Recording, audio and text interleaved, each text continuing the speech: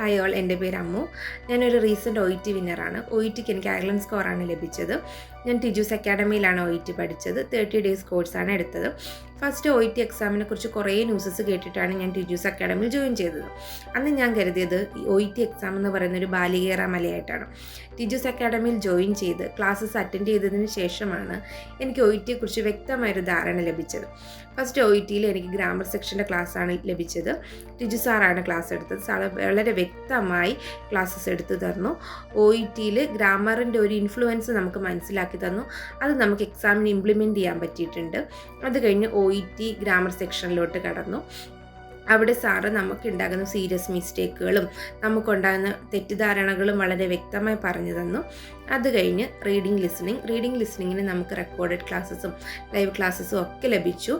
നമുക്ക് എന്ത് ഡൗട്ട് ഉണ്ടെങ്കിലും ലൈവ് സെക്ഷനിൽ നമുക്ക് ചോദിക്കാം.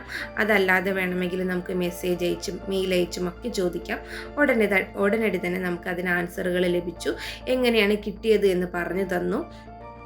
പല സ്ട്രാറ്റജീസ് പറഞ്ഞു തന്നു. അതിനുശേഷം റൈറ്റിങ്ങിന് ദീപ്തി മാഡത്തിൻ്റെ ക്ലാസ്സിൻ്റെ ഇമ്പോർട്ടൻസ് പറഞ്ഞറിയിക്കാൻ പറ്റില്ല. മാം വളരെ വ്യക്തമായിട്ടാണ് ക്ലാസ്സുകൾ എടുക്കുന്നത്. ഓരോ സെക്ഷൻസും എങ്ങനെ എഴുതണം, എന്തൊക്കെയാണ് നമ്മൾ അതിൽ ഉൾപ്പെടുത്തേണ്ടത്, എന്തൊക്കെയാണ് റെലവൻറ്റ് ഡേറ്റ, എന്തൊക്കെയാണ് ഇറലവൻറ്റ് ഡേറ്റ, അങ്ങനെ വ്യക്തമായിട്ടൊരു ധാരണ മാമിൻ്റെ ക്ലാസ് വഴി ഞങ്ങൾക്ക് ലഭിച്ചു. അത് കഴിഞ്ഞ് സ്പീക്കിങ്ങിന് നമുക്ക് ഇൻഡിവിജ്വൽ സെക്ഷൻസ് ഉണ്ടായിരുന്നു. ഇൻഡിവിജ്വൽ ക്ലാസ്സസും ഇൻഡിവിജ്വൽ റോൾ പ്ലേ കാർഡുകളുണ്ടായി. അതുവഴി വ്യക്തമായൊരു ധാരണ സ്പീക്കിങ്ങിലും ലഭിച്ചു. എനിക്ക് OET കിട്ടാൻ കാരണം ടിജൂസ് അക്കാഡമിയാണ്. Thanks to Tiju's academy.